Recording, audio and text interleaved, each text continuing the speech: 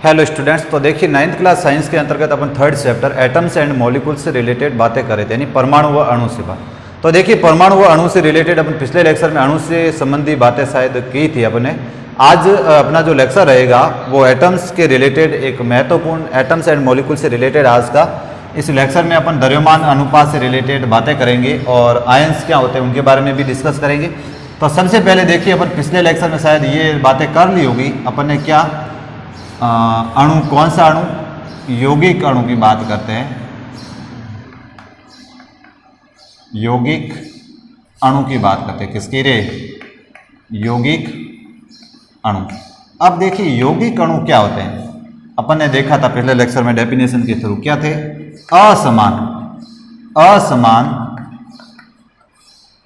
कैसे रे? असमान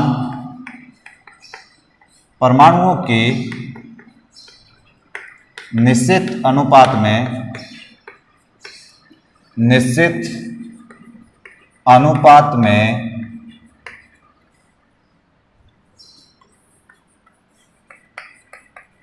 संयुक्त होने से, असमान परमाणुओं के निश्चित अनुपात में संयुक्त होने से यौगिक अणु का निर्माण,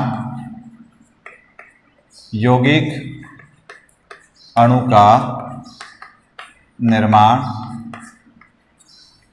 होता है। ये बातें शायद पिछले लेक्चर में अपन ने कर ली थी।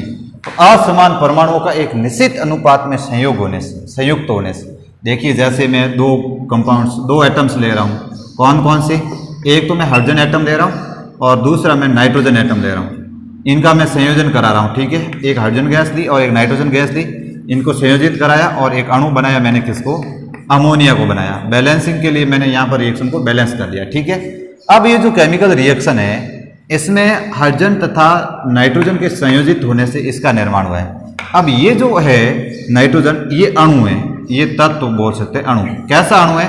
समान परमाणुओं वाला अणु है। समान परमाणु है यानी इसमें नाइट्रोजन नाइट्रोजन ट्रिपल बॉन्ड से जुड़ा हुआ इस प्रकार का अणु है, ठीक है। ये कैसा अणु है? समान परमाणुओं का अणु है। ये कैसा है? नाइट्रोजन हाइड्रोजन यानी समान परमाणुओं का अणु है। इसमें भी हाइड्रोजन हाइड्रोजन के बीच में बॉन्ड है, इसमें भी नाइट्रोजन नाइट्रोजन के बीच में बॉन्ड है। लेकिन ये जो अणु बना है ये असमान परमाणुओं के, एक हाइड्रोजन के भी परमाणु है और नाइट्रोजन के भी परमाणु है, यानी असमान परमाणुओं के निश्चित अनुपात में संयोजित होकर किसका निर्माण करते हैं? जिस अणु का निर्माण करते हैं इसको अणु यौगिक कहा जाता है। क्या योग कहा जाता है? अणु यौगिक कहा जाता है। यौगिक अणु कहूं या फिर अणु यौगिक कहते हैं। क्या कहते हैं? अणु यौगिक कहा जाता है, ठीक है। अणु यौगिक से रिलेटेड बातें समझ गए, इसको अपन क्या कहेंगे? अणु यौगिक कहेंगे, ठीक है। इसमें किसके बीच में बॉन्ड बना है? नाइट्रोजन टू हाइड्रोजन बॉन्ड बनना है, इस प्रकार, इस प्रकार। अब देखिए इसमें तो नाइट्रोजन व हाइड्रोजन बॉन्ड है, जबकि इसमें क्या है? हाइड्रोजन हाइड्रोजन बॉन्ड है। इसमें किसमें है? नाइट्रोजन नाइट्रोजन के बीच में बॉन्ड है। यहाँ पर किसके बीच में बॉन्ड है? नाइट्रोजन व हाइड्रोजन के बीच में बॉन्ड है। तो इधर देखिए ये जो नाइट्रोजन व हाइड्रोजन के बीच में बॉन्ड बने जिससे एक अणु का निर्माण हुआ है, इस अपन अणु को क्या कहेंगे? अणु यौगिक कहेंगे, ठीक है। तो देखिए ये जो अणु बने हैं इनमें परमाणुओं के द्रव्यमान का क्या अनुपात में ये संयोजित होते हैं? इनका द्रव्यमानों का अनुपात क्या है? तो इन परमाणुओं के द्रव्यमान के अनुपात की अपन बात करें ना, तो इससे रिलेटेड भी बहुत इंपॉर्टेंट बात है, तो इधर ध्यान दीजिएगा। परमाणुओं के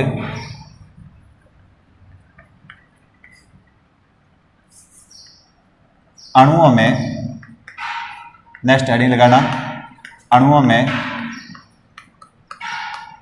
परमाणुओं का द्रव्यमान अनुपात। अणुओं में परमाणुओं का द्रव्यमान अनुपात। सबसे पहले मैं लिखता हूं, ये अणु है और इसमें उपस्थित ये परमाणु हैं और ये इनके परमाणुओं का द्रव्यमान है। परमाणु द्रव्यमान है और ये है परमाणु द्रव्यमान अनुपात। परमाणु द्रव्यमान अनुपात, परमाणु द्रव्यमान अनुपात। एक टेबल बनाई मैंने, इसमें अणु है और क्या है रे? परमाणु है। तो इधर देखिए सबसे पहले मैं अणु ले रहा हूं, क्या एक ले रहा हूं मैं वाटर का अणु, ये लो H2O, ठीक है, जल का अणु है। ठीक है, इसमें परमाणु कौन कौन से, एक तो हाइड्रोजन है और एक कौन सा है, और कौन सा परमाणु है, ऑक्सीजन। ऐसा ही है, जैसे एक और ले लूँ मैं, क्या ले लूँ, नाइट्रोजन, अमोनिया ले लूँ। जैसे ये अमोनिया है, अमोनिया अभी बनाई थी वो अमोनिया, इसमें एक नाइट्रोजन है और दूसरा कौन सा है, हाइड्रोजन है। यही है। अब देखिए परमाणु द्रव्यमान, हाइड्रोजन के परमाणु के द्रव्यमान की बात करूं तो इसका होता है कितना, 1 होता है। पिछले लेक्चर में बातें की ना परमाणु द्रव्यमान। ऑक्सीजन के परमाणु के द्रव्यमान की बात करूं तो कितना होता है, इसका एटॉमिक नंबर 8 होता है और परमाणु द्रव्यमान कितना होता है, 16 होता है। अच्छा, नाइट्रोजन की बात करूं तो नाइट्रोजन का परमाणु द्रव्यमान कितना होता है रे, 14 होता है। एटॉमिक नंबर कितना होता है, 7, यानी परमाणु क्रमांक 7, लेकिन परमाणु द्रव्यमान कितना होता है, 40। अब देखिए हाइड्रोजन की बात करूं तो हाइड्रोजन का परमाणु द्रव्यमान कितना होता है, 1। ठीक है, परमाणु द्रव्यमान का अनुपात देखूं तो हाइड्रोजन का कितना है, 1 और ऑक्सीजन का कितना है, 16, यानी 1:16। यही आ रहा है। इसमें यदि परमाणु द्रव्यमान का अनुपात की बात करूं तो क्या आ रहा है, 14:1। 14 किसका, नाइट्रोजन का, और 1 किसका है, हाइड्रोजन का। यही आ रहा है। तो ये तो इनके क्या हुए, परमाणुओं के द्रव्यमान के अनुपात है, परमाणुओं के द्रव्यमान के अनुपात। ठीक है, एक नाइट्रोजन और एक हाइड्रोजन की बात करते तो ऐसा आता है, लेकिन यहाँ पर हाइड्रोजन कितने है, 2 है या नहीं। तो एक थोड़े लूंगा, हाइड्रोजन का द्रव्यमान कितना लूंगा मैं, 2 लूंगा। एटम कौन कौन से, एटम तो हाइड्रोजन और ऑक्सीजन है, लेकिन हाइड्रोजन के कितने एटम है, 2। तो हाइड्रोजन का टोटल द्रव्यमान एक का तो 1 होता है, 2 का कितना हो जाएगा, 2 हो जाएगा। यानी ऑक्सीजन का कितना है, 1, इसका किसका कितना रहेगा, 16 ही रहेगा। यानी हाइड्रोजन की जगह मैं क्या लिख सकता हूँ, 2। तो 2:16, यानी मैं इसको 2 से डिवाइड करूंगा तो ये कितना हो जाएगा, 1, और इसको 2 से डिवाइड करूंगा तो कितना हो जाएगा, 1:2। तो परमाणु द्रव्यमान का अनुपात जल में हाइड्रोजन और ऑक्सीजन के परमाणु के द्रव्यमान का अनुपात क्या है, 1:8। इसी प्रकार यदि अमोनिया की बात करें तो इसमें कौन कौन से परमाणु है, नाइट्रोजन व हाइड्रोजन। नाइट्रोजन कितने, 1 है, तो 1 का कितना होता है, 40। हाइड्रोजन कितने, 3 है, तो 3 का 1 नहीं लेंगे, 1 × 3 करेंगे तो कितना हो जाएगा, 3 हो जाएगा। तो 14 क्या करूंगा मैं, 3 करूंगा। ये किसका द्रव्यमान अनुपात, किसमें, अमोनिया में, नाइट्रोजन का और हाइड्रोजन का। ठीक है, तो इस प्रकार आप परमाणु द्रव्यमान कैलकुलेट कर लोगे। जैसे CO2 है, ये लो CO2 गैस है, ये एक प्रकार का अणु है। इसमें कौन कौन से एटम, एक कार्बन है और दूसरा कौन सा है, ऑक्सीजन है। लेकिन कार्बन कितने, एक कार्बन का एटॉमिक वेट यानी परमाणु द्रव्यमान होता है कितना, 12 होता है। आपने देख लेना पिछला लेक्चर अपना। और एक ऑक्सीजन है, एक ऑक्सीजन कितने, ऑक्सीजन 2 है, एक ऑक्सीजन का कितना होता है, 16। 2 का कितना हो जाएगा, 2 करूंगा तो कितना हो जाएगा, 32 हो जाएगा। अच्छा, अब देखिए कार्बन रेशियो में ऑक्सीजन देखने जाऊं तो इसमें कार्बन का एटॉमिक वेट है 12 और ऑक्सीजन का कितना हो गया, 32। ये कितना हो जाएगा, 6:16 और कितना हो जाएगा, 3:8। यानी इसका रेशियो आएगा वो कैसा आएगा, 3:8। तो बात आप समझ गए होंगे। इस प्रकार किसी भी अणु में उपस्थित परमाणुओं के द्रव्यमान के अनुपात को यदि आप कैलकुलेट करना चाहे तो इस प्रकार कैलकुलेट कर सकते हो, कर लोगे। अच्छा, अब देखिए आयन क्या होते हैं। अपन आयन से रिलेटेड बातें करते हैं। आयन,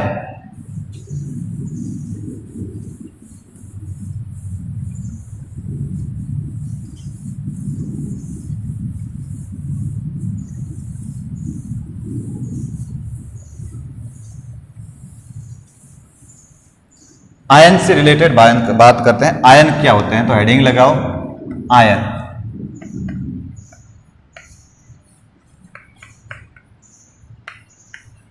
आयन किसकी बात करते हैं, आयन। सबसे पहले बात करें तो आयन होते क्या हैं, तो अधिकतर धातु या अधातुओं के यौगिक आयन से मिलकर बने होते हैं। क्या ध्यान रखना, अधिकतर धातु व अधातुओं के यौगिक आयन से बनते हैं, आयन से बनते हैं। किन से बनते हैं, आयन से बनते हैं।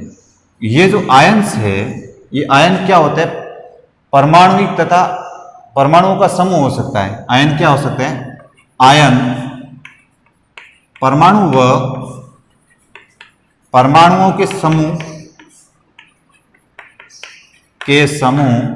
हो सकते हैं। परमाणु हो सकता है या फिर परमाणुओं के समूह हो सकते हैं। कैसे, इधर देखो, अपन एग्जाम्पली इनको समझ लेते हैं। क्या परमाणुओं के समूह कैसे, परमाणुओं से कैसे, जैसे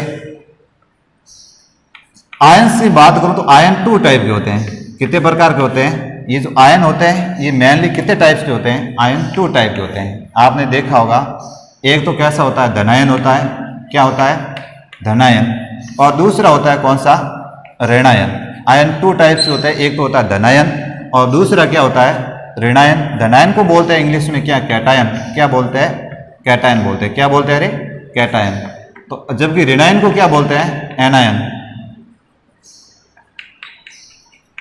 क्या बोलते हैं? एनायन बोलते हैं।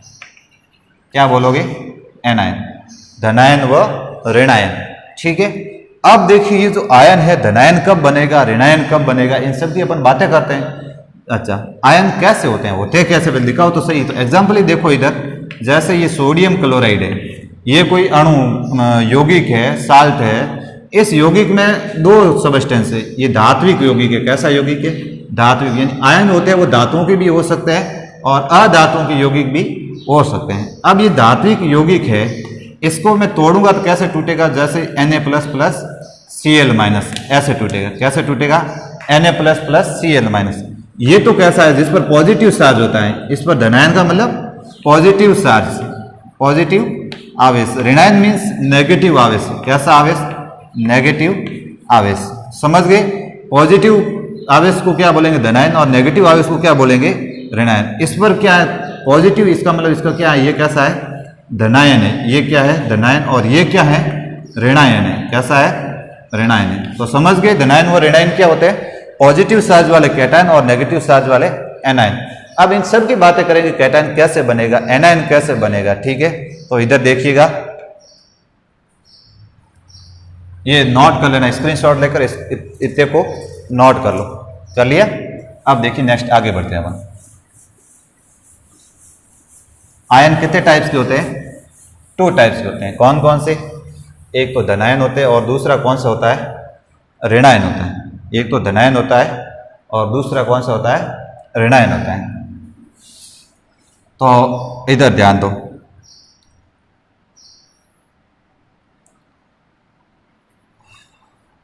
धनायन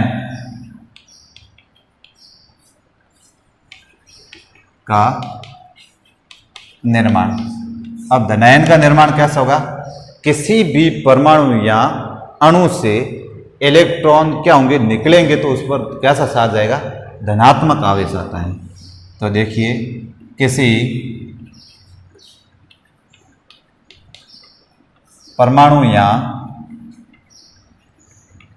अणु में धनायनों की अपेक्षा अणु में ऋणायनों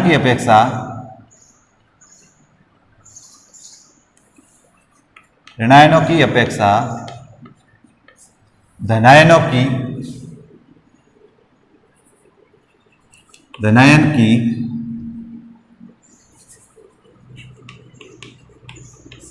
धनायन की अधिकता से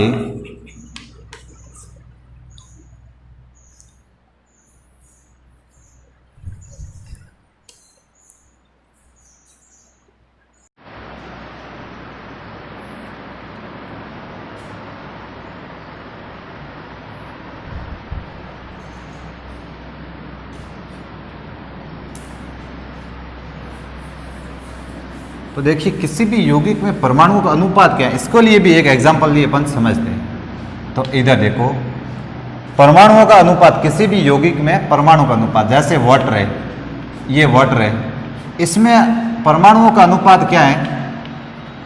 परमाणुओं का अनुपात। अब मेरे को यहाँ बताना परमाणुओं का अनुपात क्या है रे, तो आप बताओगे इसमें परमाणु का अनुपात क्या है? हाइड्रोजन कितने है? क्या 2 हाइड्रोजन है। और ऑक्सीजन कितने है रे? क्या ऑक्सीजन 1 है, तो यानी कि 2:1। ये परमाणु का अनुपात आया कैसे? इसको जानने के लिए सबसे पहले देखिए, मैं ले रहा हूँ कौन सा अणु ले रहा हूँ, कौन सा अणु है? वाटर का अणु है। ठीक है, इसमें सबसे पहले परमाणु द्रव्यमान अनुपात, ये क्या अपने पास? द्रव्यमान अनुपात। उसके बाद मैं यहाँ लिख रहा हूँ परमाणु द्रव्यमान। क्या लिख रहा हूँ? परमाणु द्रव्यमान लिख रहा हूँ। ठीक है, अब मैं यहाँ पर द्रव्यमान अनुपात, द्रव्यमान अनुपात डिवाइड बाई मैं कर रहा हूँ किसको? परमाणु द्रव्यमान। द्रव्यमान अनुपात डिवाइड बाई मैं क्या कर रहा हूँ? परमाणु द्रव्यमान कर रहा हूँ। और यहां पर मैं इसका क्या लिख रहा हूं? सरल अनुपात लिख रहा हूं, सरल अनुपात। ठीक है, इस तरह से मैंने क्या बनाई? एक टेबल बनाई। अणु में किसका ले लिया? वाटर का। अब ये जो जल का अणु है इसमें द्रव्यमान का अनुपात आपको पता है, इसमें हाइड्रोजन तथा ऑक्सीजन है। एक हाइड्रोजन का द्रव्यमान एक होता है, हाइड्रोजन है कितने? 2 इंटू 2 करूंगा तो कितना हो जाएगा? 2। एक ऑक्सीजन का कितना होता है? एटॉमिक वेट 16 होता है, यानी कितना? 16। तो इधर देखिए हाइड्रोजन का 2 और ऑक्सीजन का कितना? 16। परमाणु द्रव्यमान, तो द्रव्यमान का अनुपात की बात करूं तो इसमें हाइड्रोजन तथा ऑक्सीजन का, हाइड्रोजन का द्रव्यमान कितना है रे? 2 और ऑक्सीजन का द्रव्यमान कितना है? 16। 2 कैसे? एक का 1 होता है, 2 का कितना है? 2 और एक ऑक्सीजन है, इसका मतलब इसका एटॉमिक वेट कितना होता है? 16। ये परमाणु द्रव्यमान अनुपात। परमाणु द्रव्यमान का अनुपात की बात करूं तो बताना क्या आया? 2:1, यानी मैं क्या लिख सकता हूं? 1:8 लिख सकता हूं। लिख सकता हूं 2:1 को क्या लिख सकता हूं मैं? 1:8, यानी द्रव्यमान का अनुपात अपने पास क्या आ गया? अभी अपन बात कर रहे थे द्रव्यमान के अनुपात, क्या आया यहां पर जल के लिए? 1:8, यही आया था ना, तो यही लिखा मैंने। परमाणु द्रव्यमान, हाइड्रोजन का परमाणु द्रव्यमान की बात करूं, हाइड्रोजन के परमाणु द्रव्यमान की बात करूं और ऑक्सीजन के परमाणुओं के द्रव्यमान की बात करूं, तो हाइड्रोजन का परमाणु द्रव्यमान होता है कितना? 1। ऑक्सीजन का परमाणु द्रव्यमान होता है कितना? 16। पता है या नहीं? एटॉमिक वेट ऑक्सीजन का 16, हाइड्रोजन का कितना? 1। परमाणु द्रव्यमान, अब परमाणु द्रव्यमान अनुपात में हाइड्रोजन का द्रव्यमान अनुपात कितना है? 1 और परमाणु द्रव्यमान कितना है इसका? डिवाइड बाई परमाणु द्रव्यमान भी कितना है? 1। क्या रेशियो आया? 1। अच्छा, ऑक्सीजन के लिए क्या करता हूं मैं? द्रव्यमान अनुपात अपॉन परमाणु द्रव्यमान। द्रव्यमान अनुपात कितना है अपने पास? 8 और परमाणु द्रव्यमान कितना है? 16, यानी कितना आ जाएगा? 1/2 आ जाएगा। अब इसको मैं सरल अनुपात में बदलना है। सरल अनुपात मीन्स इसको जो 0 पॉइंट, ये तो क्या आ जाएगा? 0.5, यानी मेरे को एक फिक्स वैल्यू में लेना है। इसको मैं 2 से मल्टीपल कर दूं, तो इसको 2 से मल्टीपल करूंगा तो कितना हो जाएगा? 1। इसको 2 से मल्टीपल करूंगा तो क्या हो जाएगा? 2। यानी इसमें जो परमाणुओं का अनुपात है ये देखो 2:1 आया कि नहीं है? अतः H2O में S अनुपात O इक्वल टू इसके आ गया 2:1 होता है। इस प्रकार आप बता सकते हो, बता दोगे। इसी प्रकार एक और देखते हैं कंपाउंड। अपन ने किया क्या है? कुछ नहीं किया। अणु अपने पास दे रखा है, कौन सा? जल। जल में परमाणुओं का अनुपात क्या होगा? जल में हाइड्रोजन व ऑक्सीजन के परमाणुओं का अनुपात क्या होगा? सबसे पहले अपन परमाणु द्रव्यमान अनुपात लिख लेंगे। द्रव्यमान तो अपने को पता है, एटॉमिक वेट तो पता है। ऑक्सीजन का कितना होता है? 16 होता है। हाइड्रोजन का 1 होता है। 2 हाइड्रोजन का कितना हो जाएगा? 2 हो जाएगा।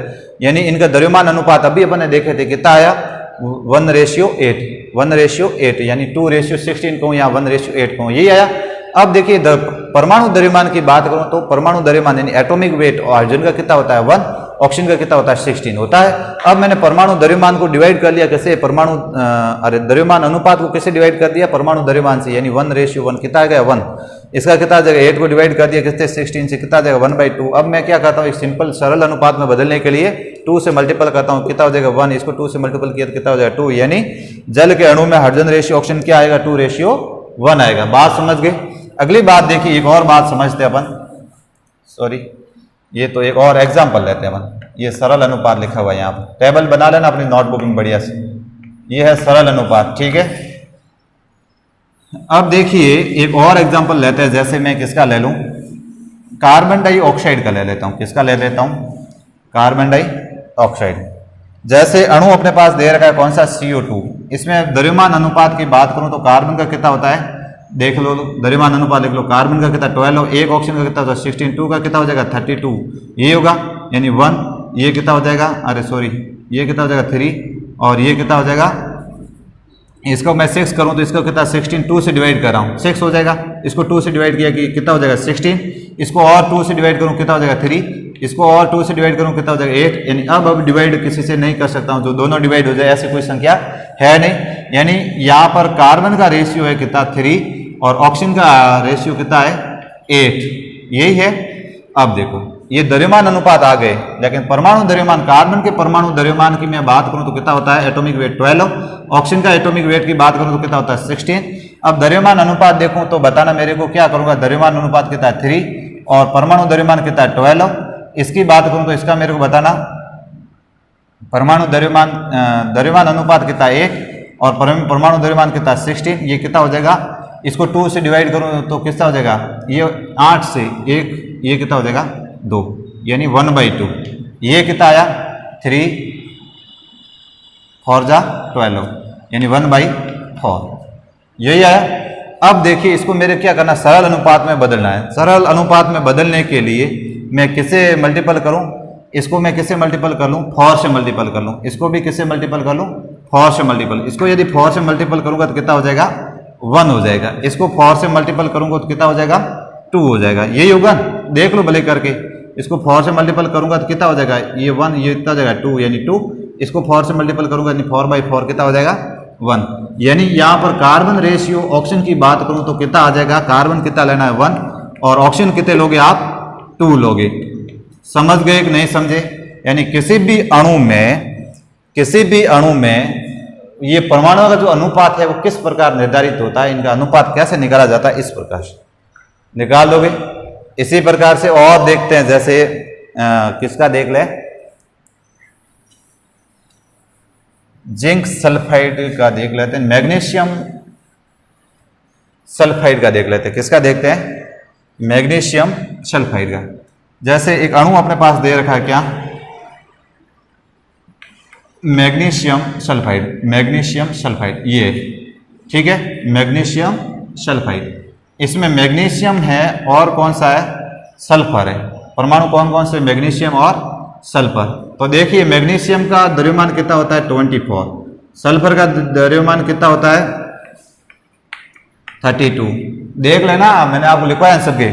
ये कितना हो जाएगा 12, ये कितना हो जाएगा 16, ये कितना हो जाएगा 6, ये कितना हो जाएगा 8, ये कितना हो जाएगा 3, ये कितना हो जाएगा 4। यानी इनका जो द्रव्यमान अनुपात है वो कितना आ जाएगा 3:4, यही आएगा। अब यहाँ पर बात करूं मैं एटॉमिक वेट, तो मैग्नीशियम का एटॉमिक वेट होता है 24 और सल्फर का होता है कितना 32, ठीक है। अब देखिए इसके अनुपात बात करूं मैं, कौन सा, द्रव्यमान अपॉन परमाणु द्रव्यमान से। तो द्रव्यमान अपॉन यदि मैं परमाणु द्रव्यमान से डिवाइड करूं तो देखिए इधर द्रव्यमान इसका कितना है, द्रव्यमान अनुपात कितना है इसका 3 और परमाणु द्रव्यमान कितना है 24, इसका द्रव्यमान कितना है अनुपात 4, इसका परमाणु द्रव्यमान कितना 32।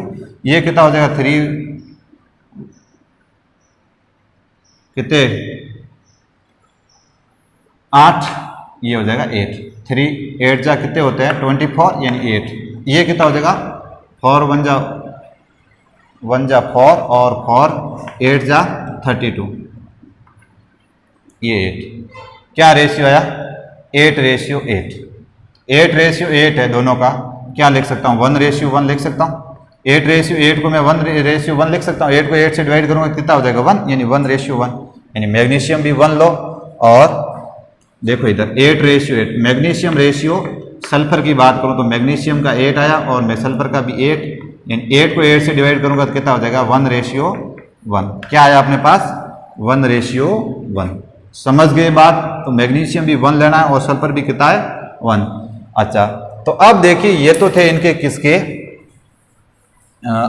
इनके परमाणुओं के अनुपात कैसे कैलकुलेट किए जाते हैं। अभी नेक्स्ट अपन बात कर लेते हैं किससे रिलेटेड, एक इंपॉर्टेंट बात, आयन से रिलेटेड बात करते हैं। तो आयन्स मेनली 2 टाइप्स के होते हैं, एक तो होता है कैटायन और दूसरा होता है, देखिए आयन से बात करें ना अपन, हेडिंग लगाओ आयन। क्या आयन।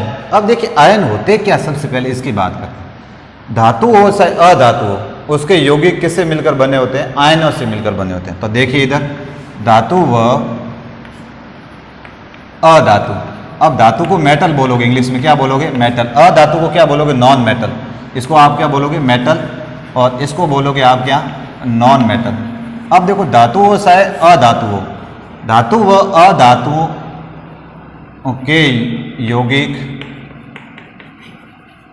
आवेशित कणों से मिलकर बने होते हैं। किससे मिलकर बने होते हैं? आवेशित यानी साइज्ड, आवेशित मतलब साइज्ड आवेशित कणों से मिलकर बने होते हैं, कणों से मिलकर बने होते हैं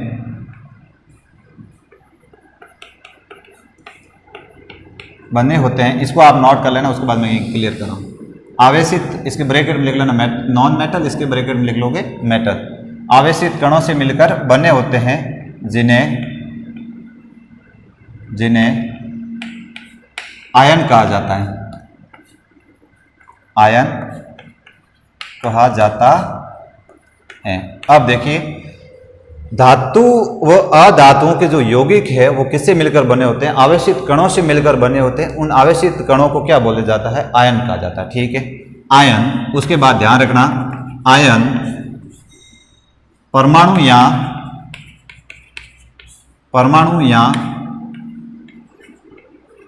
अणुओं के हो सकते हैं। आयन परमाणुओं के भी हो सकते हैं और अणुओं के भी हो सकते हैं। जैसे परमाणु के आवेश, परमाणु के आवेश। अब देखिए, परमाणुओं के आवेश से ना ऐसा परमाणु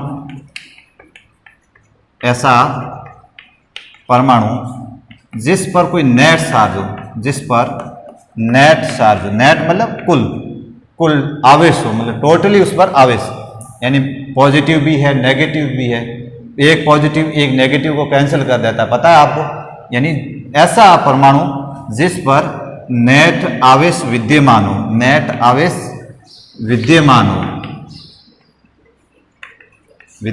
हो, क्या कहलाता है? आवेशित परमाणु कहलाता है। आवेशित परमाणु कहलाता है।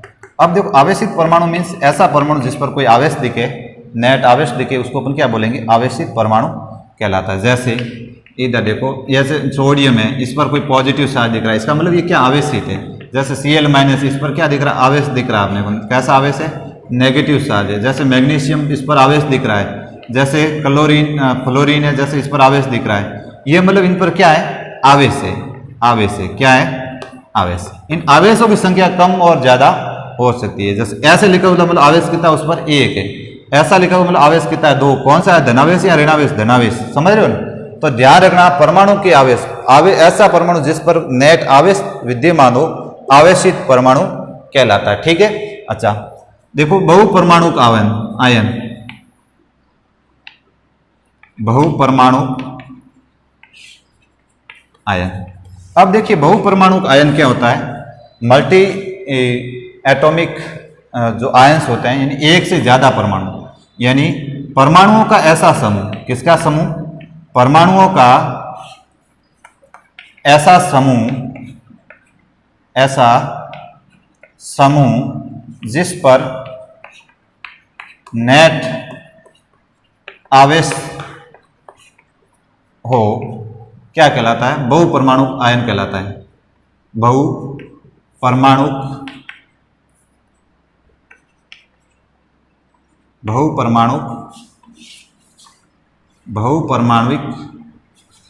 आयन कहलाता है। अब देखिए, बहुपरमाणुक आयन क्या होता है? परमाणुओं का ऐसा समूह जिस पर नेट आवेश दिखे तो बहुपरमाणुक आयन कहलाता है। अब देखिए, इसके एग्जाम्पल की बात करूं मैं, इसके एग्जाम्पल बहुपरमाणुक आयन का मैं आपको एग्जाम्पल बताने जाऊं तो इधर देखिए, जैसे एक एटम होता तो कैसा बोलता? परमाणुिक आयन बोलता है ना। एक एटम पर आवेश, जैसे ये देखो, सोडियम है, क्लोरीन है, मैग्नीशियम है, फ्लोरीन है, कैल्शियम है, ये सब जैसे ये कैसे परमाणुिक आयन है। कैसे आयन है? परमाणुिक आयन। लेकिन बहुपरमाणुिक आयन मीन्स जैसे NO3- है, इसमें परमाणु कितने? एक से ज्यादा है। दिख रहा है? 2 या 2 से ज्यादा परमाणु इसमें, देख लो, 2 या तो यहाँ इससे ज्यादा, इसमें कितने? 3 तो ऑक्सीजन के, 1 नाइट्रोजन, 4 परमाणु। कितने परमाणु है? 4 एटम्स है। अच्छा, इस पर आवेश दिख रहा है? कोई भी नेट आवेश दिखता है इसके ऊपर, यानी कैसा है? आयन है। इसके अलावा जैसे CO3- है, ये भी कैसा है? बहुपरमाणुक आयन है। कैसा? बहुपरमाणविक आयन है। जैसे SO4 ये भी कैसा है, बहुपरमाणविक आयन है। जैसे OS- ये भी कैसा है, बहुपरमाणुक आयन। यानी परमाणुओं की संख्या इसमें क्या एक से ज्यादा है और उन पर कोई आवेश दिखे अपने को, तो इसको अपन क्या बोलेंगे, बहुपरमाणुक आयन बोलेंगे। जैसे NH4+ अमोनियम बोलते हैं, इसको क्या बोलते हैं, अमोनियम बोलते हैं। ये भी कैसा है, बहुपरमाणुक आयन। यानी बहुपरमाणुक आयन मतलब परमाणुओं का ऐसा समूह जिस पर नेट आवेश हो। परमाणु का समूह है, यहाँ पर एक परमाणु का समूह है, यानी कैसा है, बहुपरमाणुक आयन है। बात समझ गए? तो ध्यान रखना, आवेश होते हैं वो पॉजिटिव और नेगेटिव दो टाइप्स के होते हैं। परमाणुओं पर हो सकते हैं और अणुओं पर भी हो सकते हैं। तो अब टाइप्स ऑफ आयंस को देखें। टाइप्स ऑफ आयन, आयन दो प्रकार के होते हैं। कितने प्रकार के होते हैं, ये इसका स्क्रीनशॉट लेकर नोट कर लेना है ना। आयन कितने प्रकार के होते हैं, दो प्रकार के होते हैं। आयनों के प्रकार, तो देखिए आयनों कितने प्रकार के होते हैं, अरे दो प्रकार के होते हैं। एक तो कौन सा होता है, धनायन, एक तो धनायन और दूसरा होता है ऋणायन। दूसरा ऋणायन। धनायन को इंग्लिश में बोले तो क्या बोलेंगे अपन, कैटायन बोलेंगे, और इंग्लिश में ऋणायन को बोलेंगे तो क्या बोलेंगे, एनायन बोलेंगे। ठीक है। अब देखिए धनायन और ऋणायन दो प्रकार के आवेश होते हैं। धनायन का मीन्स उस पर कैसा आवेश, पॉजिटिव आवेश, कैसा आवेश होना चाहिए, पॉजिटिव चार्ज होना चाहिए। और ऋणायन का मीन्स होता है उस पर कैसा आवेश होना चाहिए, नेगेटिव आवेश होना चाहिए, नेगेटिव चार्ज होना चाहिए। ठीक है, ये बातें आपको ध्यान रखनी। ठीक है। अब देखिए जैसे एग्जाम्पल की बात करूं मैं किसकी, सोडियम क्लोराइड की। किसकी बात की मैंने, सोडियम क्लोराइड। ये दो परमाणुओं से मिलकर बने होते हैं। कौन कौन सा परमाणु, एक तो सोडियम और दूसरा क्लोरीन। तो यहां पर इसको मैं ये देखो धात्विक यौगिक है। अब कोई भी शायद धात्विक यौगिक हो, शायद अधात्विक यौगिक हो, किससे मिलकर बना होता है, आवेशित कणों से मिलकर बना है। आवेशित कण कौन सा, एक तो सोडियम। अब देखिए यहां पर सोडियम पर पॉजिटिव चार्ज और क्लोरीन पर कैसा रहता है, नेगेटिव चार्ज। यानी ये कैसा धनावेशित है, यानी पॉजिटिव चार्ज है, उसको अपन क्या बोलेंगे, धनावेशित कण। और ये कैसा है, ऋण आवेशित कण। कैसा कण है, ऋणावेशित कण। तो आवेश दो प्रकार के होते हैं, एक तो धनायन और ऋणायन। आपको पता है, आपको ये बात भी नोट करनी है। आपको ये पता है, इलेक्ट्रॉन, ये जो इलेक्ट्रॉन है, इलेक्ट्रॉन, इस पर आवेश कितना होता है, इलेक्ट्रॉन पर आवेश। तो देखिए इधर आवेश, इलेक्ट्रॉन पर आवेश की बात करूं तो कितना होता है, 1.6 इंटू 10⁻⁻⁹ कूलाम। ये किस पर आवेश होता है, इलेक्ट्रॉन पर। इलेक्ट्रॉन पर आवेश इतना। तो प्रोटॉन पर आवेश कितना होता है, आवेश तो इतना ही होता है। ये आवेश होता है, ये नेगेटिव में होता है, 1.6 इंटू 10⁻⁹ यानी ऋणावेशित है, नेगेटिव है। प्रोटॉन पर पॉजिटिव का होता है, लेकिन होता कितना, 1.6 इंटू 10⁻⁹ कूलाम। है तो बराबर, बट प्रोटॉन पर पॉजिटिव का आवेश होता है और इलेक्ट्रॉन पर नेगेटिव, लेकिन इसका मैग्नीट्यूड होता है वो क्या होता है, बराबर। यहां प्रोटॉन व इलेक्ट्रॉन के आवेश का मैग्नीट्यूड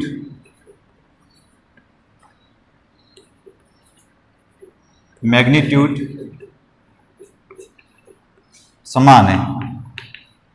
मतलब इलेक्ट्रॉन का नेगेटिव है, प्रोटॉन का पॉजिटिव, बस इनका मैग्नीट्यूड है वो क्या है, बराबर है। समझ गए? यानी एक प्रोटॉन है आपके पास और एक इलेक्ट्रॉन है, तो चार्ज क्या हो जाता है, जीरो हो जाता है। यदि एक प्रोटॉन और एक इलेक्ट्रॉन है, दोनों इनको मिक्स करोगे तो चार्ज कितना हो जाएगा, जीरो। समझ रहे हो? यानी एक प्रोटॉन एक इलेक्ट्रॉन के चार्ज को क्या कर सकते हैं, कैंसिल आउट कर सकते हैं। ठीक है। इसी क्रम में देखिए, इसको आप स्क्रीनशॉट लेके नोट कर लेना, जो बातें बता रहा हूं मैं। उसके बाद देखो, एक प्रोटॉन व एक इलेक्ट्रॉन आपस में चार्ज क्या कर जाते हैं, कैंसिल आउट कर जाते हैं। समझ गए? तो जैसे मैं बात करूं चार्ज पॉजिटिव आवेश कब बनता है और नेगेटिव आवेश कब बनता है, इसके बारे में भी अपन डिस्कस कर लेते हैं। तो पॉजिटिव आवेश यानी धनावेश, कैसा आवेश, धनावेश। ये जो धनावेश का निर्माण की बात करूं, धनावेश का निर्माण, धनावेश का निर्माण इलेक्ट्रॉनों के निकलने से, इलेक्ट्रॉनों के निकलने से, किसी पदार्थ से जब इलेक्ट्रॉन निकलने से क्या आता है, धनावेश आता है। उस पर क्या आता है, इलेक्ट्रॉनों के निकलने से क्या बनता है, धनावेश और ऋणावेश कब बनता है रे? ऋणावेश, ऋणावेश किसी पदार्थ में, किसी पदार्थ, अब परमाणु हो सकता है, अणु हो सकता है, आयन हो सकता है, पदार्थ में इलेक्ट्रॉनों के, ये इलेक्ट्रॉन लिखा हुआ है ना, इलेक्ट्रॉनों के जोड़ने से किसी पदार्थ में इलेक्ट्रॉनों के जोड़ने से क्या आता है? ऋणावेश आता है। क्या आता है रे? ऋणावेश उत्पन्न होता है। अब देखिए इधर, इलेक्ट्रॉनों के निकलने से तो धनावेश उत्पन्न होता है, इलेक्ट्रॉनों के निकलने से धनावेश उत्पन्न होता है। अब देखिए मैं बात करता हूं एक एग्जांपल लेके सोडियम की। जैसे ये सोडियम है, क्या है? सोडियम है। अब देखिए सोडियम होता है, इसका एटॉमिक नंबर कितना होता है? परमाणु क्रमांक, इसके बारे में तो आपको पता होगा, कितना होता है? 11 होता है। एटॉमिक नंबर सोडियम का कितना होता है? 11। अब 11 सोडियम का एटॉमिक नंबर, इसका मतलब प्रोटॉन कितने हैं? 11 है, और इलेक्ट्रॉन भी कितने हैं? इसमें 11 है। समझ गए? यानी ये कोई एटम का न्यूक्लियस, यानी सोडियम का ये न्यूक्लियस है, इसके अराउंड फर्स्ट सेल में मैक्सिमम 2 इलेक्ट्रॉन भर सकते हैं अपन। कितने भर सकते हैं? 2 भर सकते हैं। और सेकंड सेल में अपन 8 भर सकते हैं। कितने भर सकते हैं? मैक्सिमम इलेक्ट्रॉन 8 भर सकते हैं। ठीक है, ये बातें अपन आगे करेंगे। सेकंड सेल में, यानी फर्स्ट सेल में अधिकतम 2 ही भर सकते हैं। 11 इलेक्ट्रॉन भरने हैं। सेकंड सेल में कितने भर सकते हैं? 8 भर सकते हैं। तो 4, 5, 6, 7 और 8। सेकंड सेल में 8 हो गए, टोटल कितने हो गए? 10। और थर्ड सेल में अपन 8 भर सकते हैं, लेकिन अपने पास 18 भर सकते हैं, लेकिन अपने पास है कितने? अपने पास कितने? 11 बनने, 10 तो हो गए, इसमें कितना है? 1 इलेक्ट्रॉन। ऐसे ही भरेंगे। अब देखिए इसमें 11 प्रोटॉन है, 11 इलेक्ट्रॉन, इसलिए इस पर कोई चार्ज नहीं है। ये कैसा है? उदासीन है। उदासीन है या नहीं? यदि उदासीन नहीं होता तो किसी पर धनावेश होता या ऋणावेश होता। धनावेश होता तो अपने को चार्ज इस पर लिखा हुआ दिख जाता, ऋणावेश होता तो नेगेटिव चार्ज इस पर होता तो अपन देख लेते। लेकिन यहां पर इस पर कोई चार्ज नहीं है। इसका मतलब कैसा है? न्यूट्रल है। तो देखिए न्यूट्रल है मीन्स क्या है? इसमें नंबर ऑफ प्रोटॉन और नंबर ऑफ इलेक्ट्रॉन बराबर है। उदासीन का मीन्स होता है इलेक्ट्रॉनों की संख्या बराबर होगी किसके? इलेक्ट्रॉनों की संख्या बराबर होगी किसके? प्रोटॉनों की संख्या। तभी तो कैसा होगा? तभी तो परमाणु कैसा है? उदासीन है। उदासीन का मतलब 11 इलेक्ट्रॉन है और 11 प्रोटॉन, यानी इलेक्ट्रॉनों की संख्या और प्रोटॉनों की संख्या क्या है? इसमें बराबर है। ठीक है, यदि मैं क्या करूं? इससे इलेक्ट्रॉन निकाल दूं। 1 इलेक्ट्रॉन निकाल दिया मैंने, ये लो, यहां से 1 इलेक्ट्रॉन निकाल दिया। अब 1 इलेक्ट्रॉन निकालने से अब कैसा रहा ये बताना। इसमें प्रोटॉन तो कितने? 11 है, लेकिन इलेक्ट्रॉन अब कितने रहे? 1 इलेक्ट्रॉन निकाल दिया, इसका मतलब 10 इलेक्ट्रॉन रहे। यानी किसी भी पदार्थ से इलेक्ट्रॉनों को निकालने से अब इनमें से ज्यादा कौन है रे? प्रोटॉन ज्यादा है। प्रोटॉन पर चार्ज कौन सा होता है? पॉजिटिव। प्रोटॉन पर आवेश कैसा होता है? पॉजिटिव। यानी एटम पर आवेश कैसा आ जाएगा? पॉजिटिव आ जाएगा। या फिर मैं लिखूंगा तो सोडियम Na+ लिखूंगा। ऐसा क्यों लिखा? क्योंकि इसमें से 1 इलेक्ट्रॉन निकला। जब किसी पदार्थ से 1 इलेक्ट्रॉन निकलेगा तो उस पर चार्ज कितना आएगा? 1 पॉजिटिव आएगा। यदि किसी पदार्थ में 1 इलेक्ट्रॉन जोड़ता है, जोड़ने से नेगेटिव आता है। यदि किसी पदार्थ में 1 इलेक्ट्रॉन जोड़ता है तो उस पर चार्ज कैसा आएगा? नेगेटिव का 1 आएगा। ठीक है, ये तो बातें की इन पे चार्ज से रिलेटेड, समझ गए। यदि किसी पदार्थ में इलेक्ट्रॉन जोड़ने से ऋणावेश उत्पन्न होता है, जैसे ये क्लोरीन है। ठीक है, इस क्लोरीन में मैं क्या करूं? 1 इलेक्ट्रॉन जोड़ दूं। लो, 1 इलेक्ट्रॉन जोड़ दिया। अब 1 इलेक्ट्रॉन जोड़ूंगा तो क्लोरीन पर नेगेटिव चार्ज आ जाएगा। यहां पर ये जो क्लोरीन है, ये जो सोडियम है, इसको ऐसे भी लिख लेना। ये जो Na+ है, इसमें मैंने क्या किया? 1 इलेक्ट्रॉन निकाला है। अब इलेक्ट्रॉन निकाला तो इस पर चार्ज कैसा आ जाएगा? ये इलेक्ट्रॉन निकलने वाला इस एरो के राइट साइड में इस प्रकार लिखा जाता है। आगे अपन और बातें करेंगे इससे रिलेटेड। अब देखिए ये क्लोरीन है, इसके साथ में 1 इलेक्ट्रॉन जोड़ रहा हूं, जोड़ने पर नेगेटिव चार्ज आता है। तो इधर देखिए ये जो क्लोरीन का एटम है, ये न्यूक्लियस इसका। अब इस न्यूक्लियस, ये फर्स्ट सेल, ये सेकंड सेल और थर्ड सेल। फर्स्ट सेल में मैक्सिमम 2 इलेक्ट्रॉन, सेकंड में 8, ये लो 8, 10, और क्लोरीन 17 पे आता है तो 7 इलेक्ट्रॉन इसमें हो जाएंगे। 2, 3, 4, 5, 6 और 7। ठीक है, यानी इसका जब इलेक्ट्रॉनिक कॉन्फ़िगरेशन की बात करूं, इसमें कितने न्यूक्लियस में कितने प्रोटॉन है रे? प्रोटॉन इसमें कितने? 17। इलेक्ट्रॉन भी कितने हैं? 17। ऐसा है, इसका मतलब ये न्यूट्रल है, इस पर कोई आवेश नहीं है। यदि मैं 1 इलेक्ट्रॉन इसमें जोड़ दूंगा तो अब बताइए मेरे को, ये क्लोरीन है, इसके पास ये थर्ड सेल है, इसमें फर्स्ट सेल में 2, सेकंड में कितने है? 8, ये लो 8, 3, 6 और 2, 8। थर्ड में कितने थे? 7 थे। क्लोरीन के थर्ड में कितने? 7 थे वहां।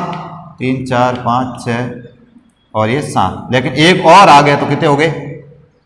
8 हो गए। समझ गए? यानी इसमें 18 इलेक्ट्रॉन हो गए। कितने इलेक्ट्रॉन? 18। प्रोटॉन कितने हैं? 17 प्रोटॉन है। ज्यादा कौन है? इलेक्ट्रॉन। यानी इस पर चार्ज कैसा है? नेगेटिव। इलेक्ट्रॉन पर चार्ज कैसा रहता है? नेगेटिव, इसलिए इस पर चार्ज कैसा है? नेगेटिव। अब देखिए अगले लेक्चर में अपन और बातें करेंगे चार्ज से रिलेटेड।